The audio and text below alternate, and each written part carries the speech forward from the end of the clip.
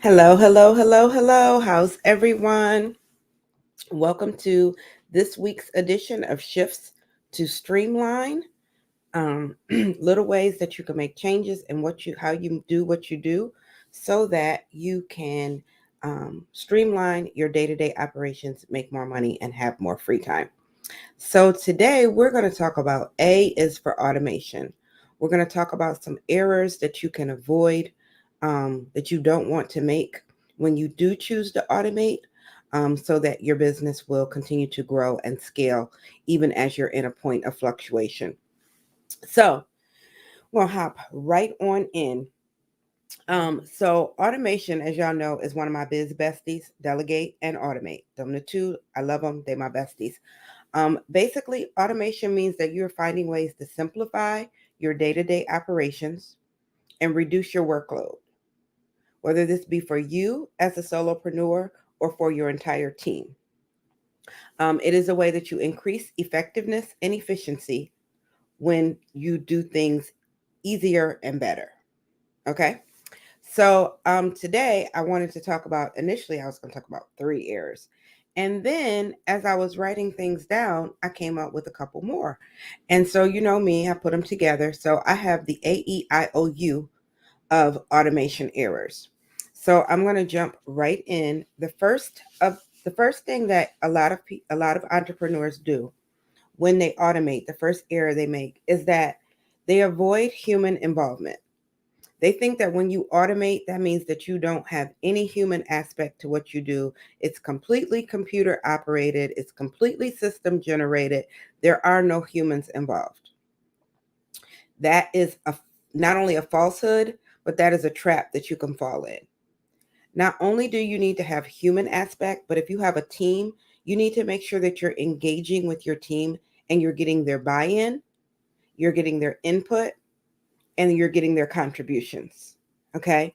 There's lots of benefits to automating your business, to making things easier. However, if your team is not on board, if they don't understand, if they think that this is going to replace them, then what you're going to do is you're going to run into problems. So first of all, you need to explain that this is going to make life easier for everyone.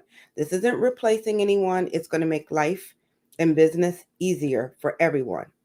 And when we have situations like we've had, where the economy does some dips and stuff, it is critical that you make sure that your team stays strong, because even if you do have to downsize, you want to make sure that it's good relationships. That's just a little bonus. Okay. And so what you want to do is you want to make sure that no one creates an environment where they're sabotaging your automation because they're operating out of fear. So you want to make sure that you get your team's buy-in. You want to make sure that you're including them in the conversation. Okay. Now, the other thing with that is that um, you have to know that automation, again, doesn't mean that you don't have any people involved. Okay. You want to make sure that you continue to have a human aspect to what you do. So, one, you don't want to get so automated that you're no longer thinking about people. Make sure when you automate, and I've talked about this when we talk about email automation, make sure that you are be personalizing it. You are adding that human factor. Make sure that no matter what system you put in place, it still needs you. You still have to, not you to operate it, but it needs you to design it. It still speaks to your voice. Okay. If this is making sense in the chat, type making sense. Okay.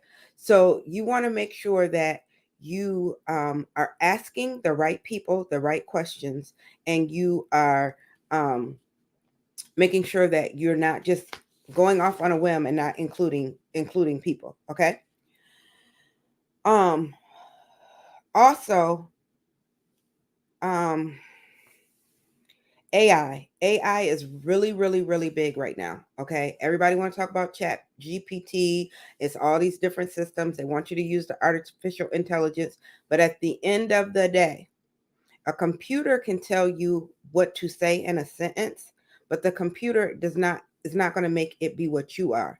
Remember, we are all Psalm 139:14. We are made wonderfully and lovingly in God's image, and He placed the gift inside of us. It's not to say that computers can't help to make things simpler for us to move, but remember, you have to show up. You have to do what you need to do. I'm going to give you an example. I'm part of an anthology project, and the editor, that tool that they used, it wanted to change certain sentences. So one of the sentences, one of the changes that it suggested was it wanted to take the hassle out your hustle so you can make more money and have more free time.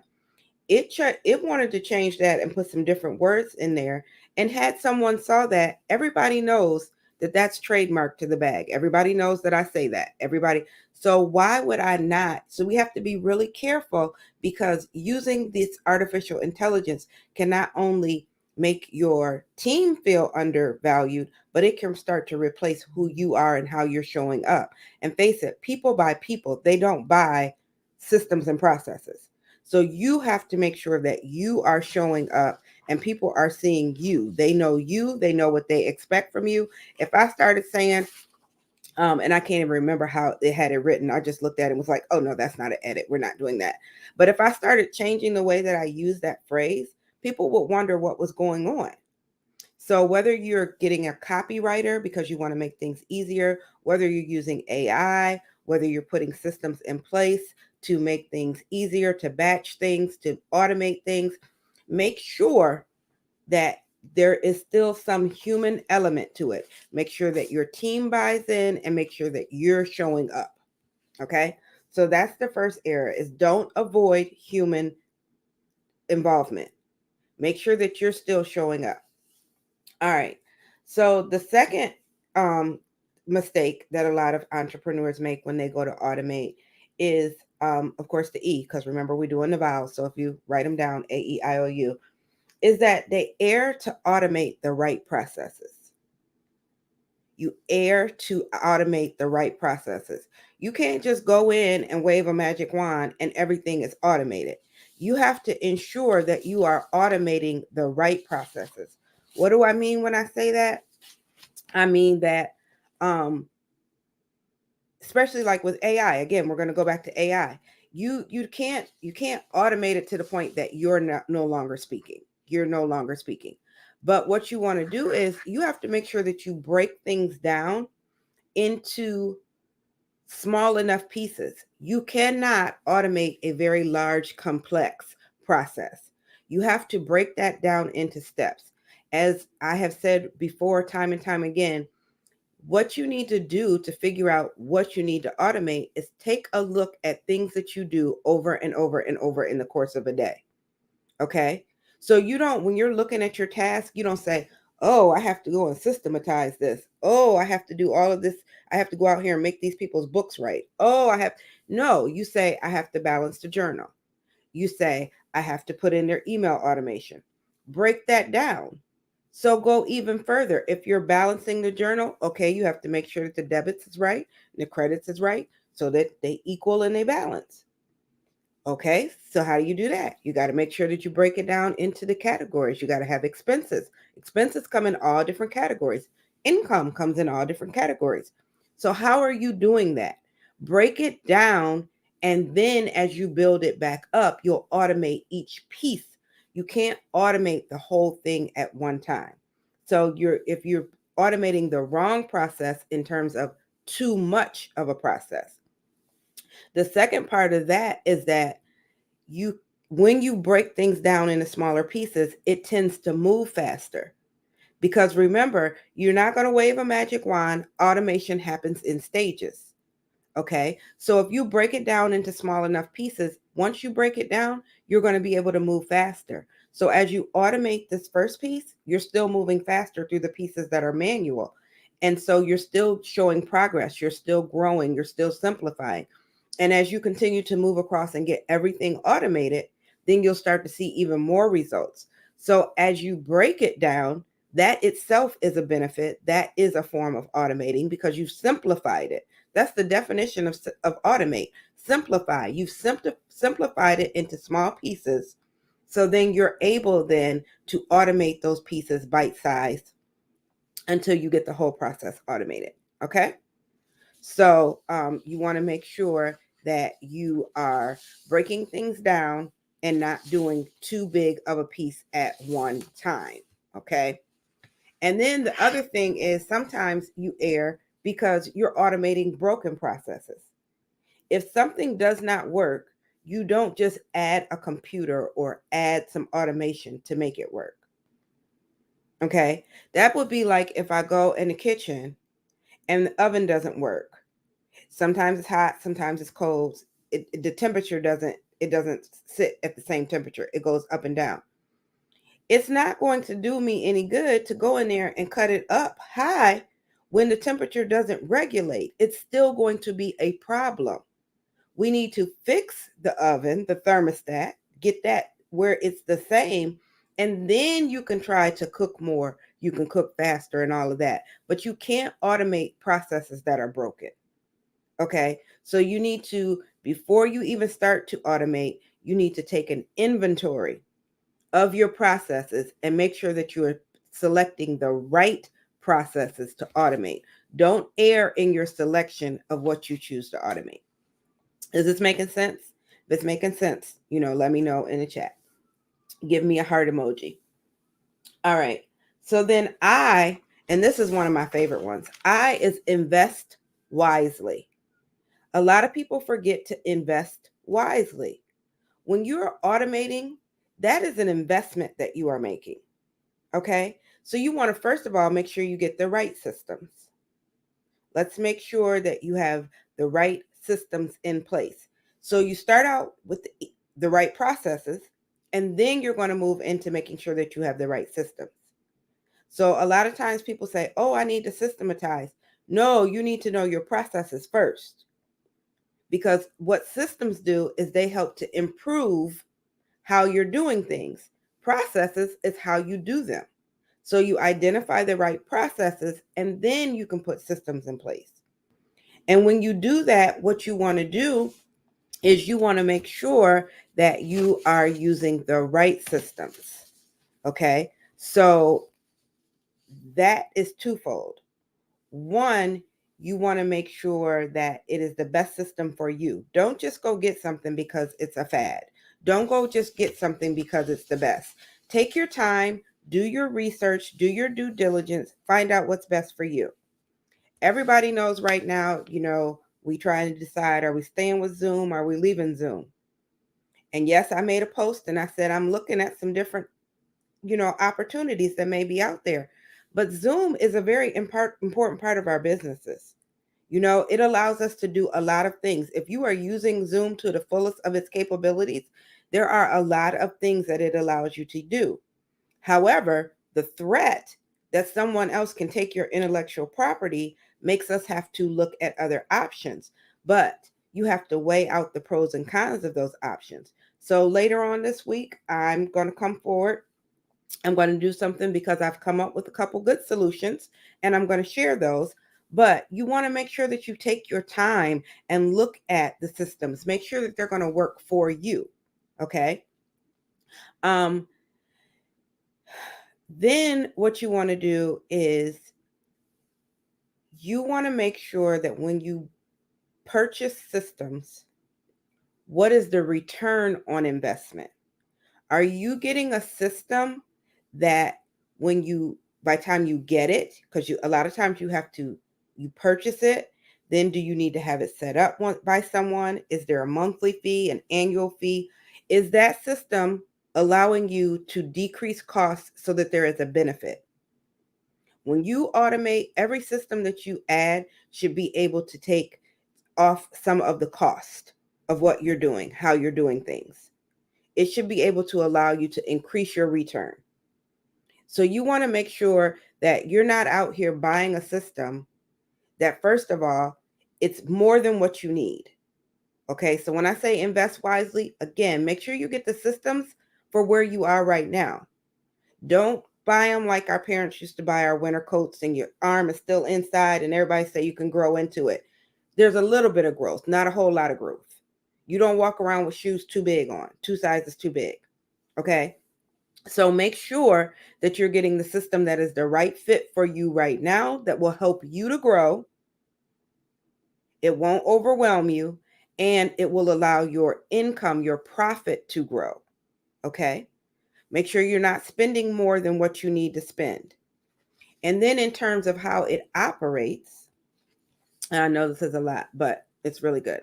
In terms of how it operates, make sure that you're monitoring it. I'm the first one who tells you I love a template. I love being able to set it and forget it. But when you automate and you have systems in place, you still need to watch them. You still need to make sure that one, they're doing what they're supposed to do. And two, you need to be able to look to see, are there ways that you can use it better, that you can improve how you're using it. Okay. So when you invest wisely, then you're using the right systems. You're starting to see a return on your investment, and you're monitoring them to see how you can consistently use them better. Okay. So that is our I. Our I is, don't forget to invest wisely in your systems. Okay. All right. We got two more vowels. So the O make me feel a little guilty because um I have this, not with systems, but I have this with kitchen gadgets. Okay. I think I've talked about it before. But the O is, you don't want to oversimplify or overdo. Okay.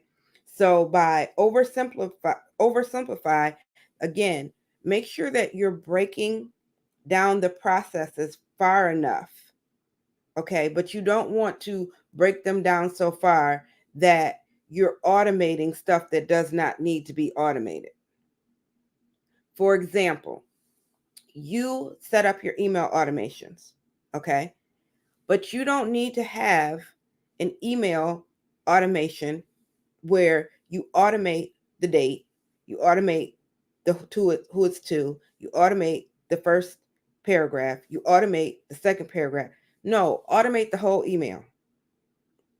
Don't break stuff into pieces that are too small. Don't oversimplify it, because you're going to be frustrated. Your team is going to be frustrated. And let's face it, automation is technology. When technology can break down, it will break down. So it's going to be times where it doesn't do what it wants to do. The less pieces you have, the less likely you are to have situations where you are in a position where it has you inoperable. You should very rarely have those types of situations, but just in case. Then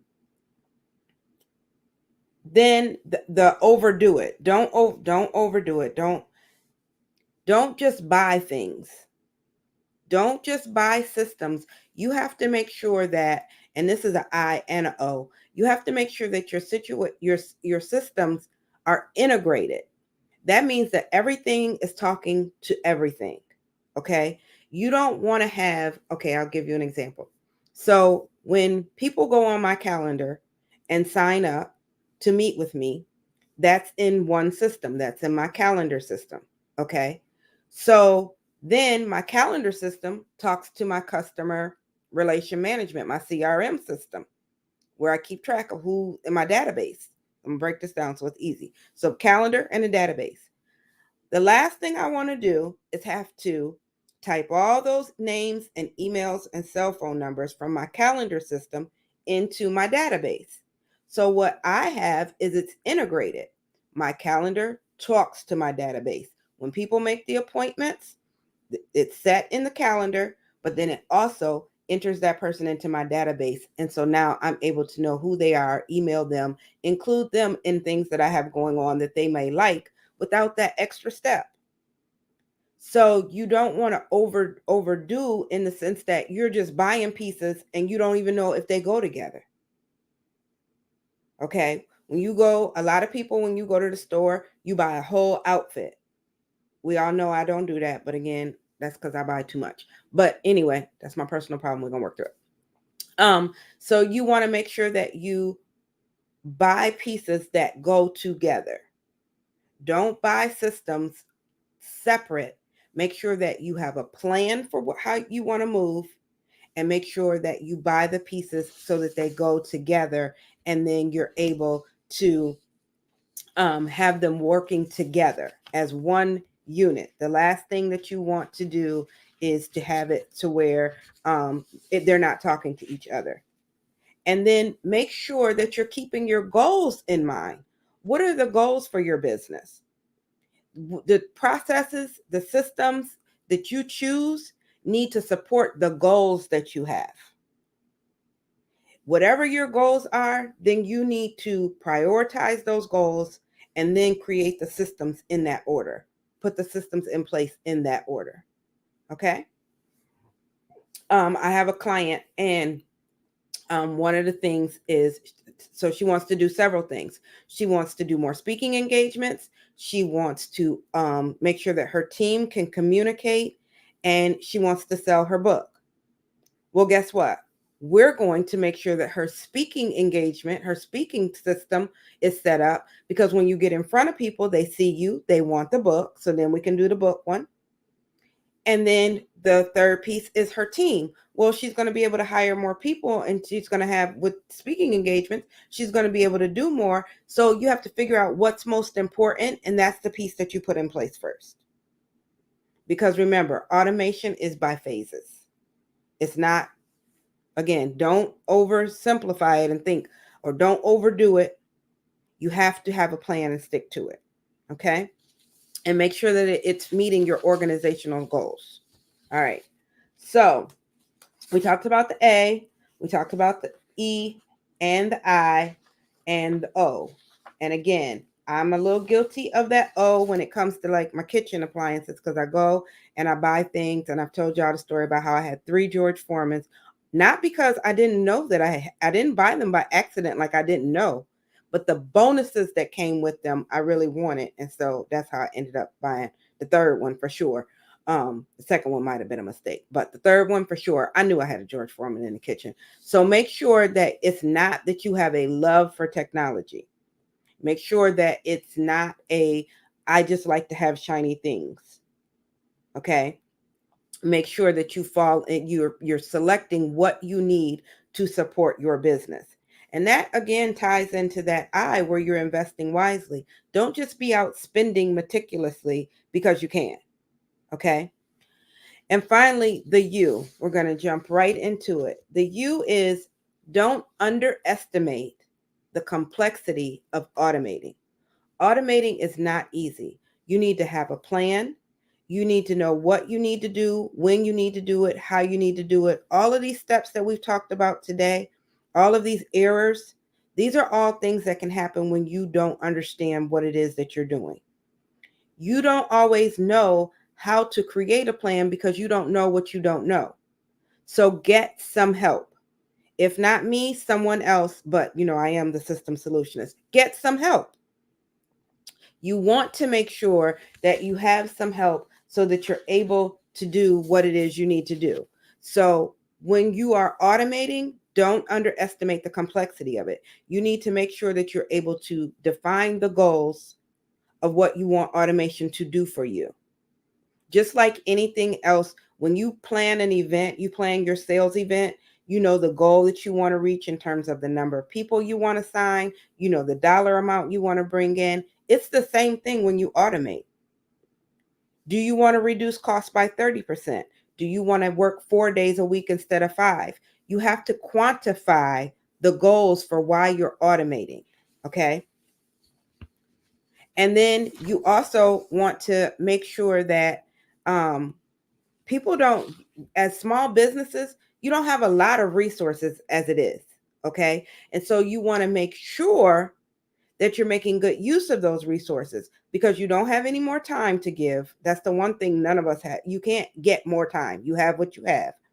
And you really don't want to spend more money than you have to.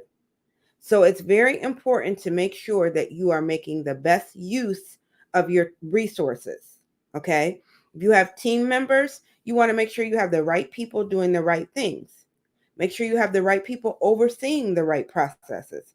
Like I said, with A, you'll never get rid of that human element. Don't avoid the human element. Okay. Then you want to make sure that your workflows and stuff are in place. Again, that goes with the E, making sure that you don't err and have the wrong processes that you're automating. You need to know how your day flows, how your work is done. How is it that you do what you do for your clients? Be very clear about that.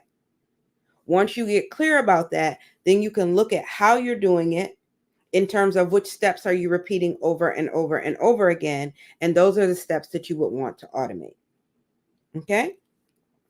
All right. And then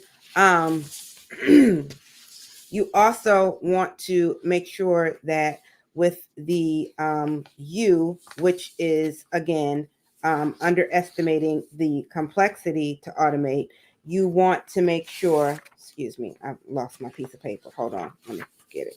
Okay, you want to make sure that you're asking the right questions. Okay, you want to make sure you're getting the right answers. So you want to make sure that you're asking the right questions.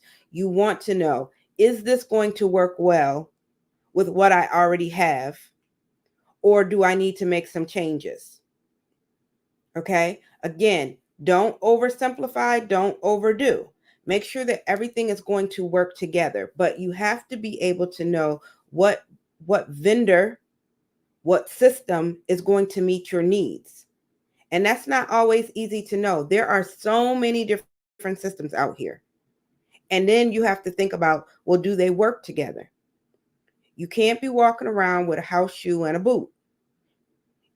You got to have two shoes that go together. So your systems have to work together. They have to complement one another, and they have to be able to talk to one another. They have to be able to be integrated so that you are getting the best use of them. You also want to make sure you're not underutilizing your systems. A lot of times you get a system because you know about one thing it does or two things it does. But there's certain things that you don't know. I was speaking to a young lady on the phone yesterday, and we were talking about Calendly. And she's like, I wanted to do the calendar, but I think that's all it does. And I'm like, no, you can actually sell stuff. It allows you to take payments. So if you have meetings that you charge people for, you can do all of that in one place. Do you have a questionnaire that you want? You want people to provide you answers before they meet with you? You can do a questionnaire. There's so many things, and that's just like simple things that it does. But there's so many things that different systems do, and you're not using them to the best of their ability. So instead of going out and buying something new, let's start to tap in and learn what the things that we do actually do now and use them to the best of our abilities. Don't underestimate the complexities of automating. Make sure that you get some help, and make sure that you take the time to make sure that you don't avoid human involvement. Make sure that you don't err to automate the right processes. Make sure that you do invest wisely. Make sure that you don't oversimplify or overdo. And make sure that you understand the complexity of automating. I hope that you have found something here really helpful today. If you have, type automate in the chat. If you catch this on the replay, please make sure that you type hashtag replay, hashtag RP. You know, when we get off, I'm going to go and look at all the comments and respond to people and stuff. But make sure that when you make the decision to automate, that you don't just go and do it on your own. Make sure you at least have a conversation. Even the most tech savvy people need to have conversations. I have conversations with my team before I put new systems in place. So make sure that you're taking the time to talk to someone and put the right things in place. And then, you know, we've been pretty serious today. So now I'm just going to end it on a little lighter note. So we've been talking about email automation as well. You know that email automation is like my thing for the rest of this year. I actually going to have a webinar. I'm going to be sending out some information about that next week. We're going to talk about emails and stuff, email management. But can I say that my new pet peeve, because you know my pet peeve before was when you get an email and it says dear first name. Okay, my new pet peeve is when people send too many emails. I recently felt like I needed to go get a cease and desist order because I signed up. I wanted to go to this little webinar because I'm always, you know, trying to sharpen up my skills, make sure I understand things. Can we say that I did not go to the webinar? because I was receiving 2 and 3 emails a day, 2 and 3 texts a day. I think I blocked 3 phone numbers. I had to hit stop. And when you hit stop in all capital letters on a text message, I had to hit stop on at least 3 phone numbers, 3 separate phone numbers. I had to unsubscribe twice. That was way too much for a 60-minute webinar. I didn't forget about it. I couldn't forget about it. They were inboxing me in my messenger. They were sending emails. They were texting me. It just wasn't. And so what happened is I just was like, you know what? This is harassment. I'm done. And so I want to say that's my new pet peeve for August. My pet peeve for email marketing. But make sure that's not you. Okay? Make sure that you're not missing out. They did all that work. They created the landing page, registration page. They got me there. They had the right marketing that caught my attention. They added it to my calendar. I was excited about it. And then I just started to feel bombarded because it was every time I looked. And so I just have completely I'm not in the Facebook group anymore. I stopped following the person on social media because right now I feel like we need a break from each other. We just need to break up. And we never even got to date. How do you stop dating before the first date? So just make sure, when you're thinking about these things, that we always talk about make sure you send enough emails, but make sure that you're not doing too much because you can scare people off. And that's just a bonus for today because I really almost felt like I needed to get a cease and desist order, like back up off of me. But again, I hope that you got something useful out of this because systematizing your business is not easy, but it is necessary and the rewards are so great, but you just have to go about doing it the right way. So again, if you got something great out of this, type automate in a chat. And I look forward to seeing you guys on Thursday. Thursday, I'm going to share my Zoom Boom Bam. What do we do next? I'm going to come and give you 3 of the top choices that I have found that could replace the Zoom if that's what you're choosing to do at this time. And so I'm going to come with that on Thursday morning. So I look forward to seeing you guys. Everybody have a great night and treat yourself to something special. Good night.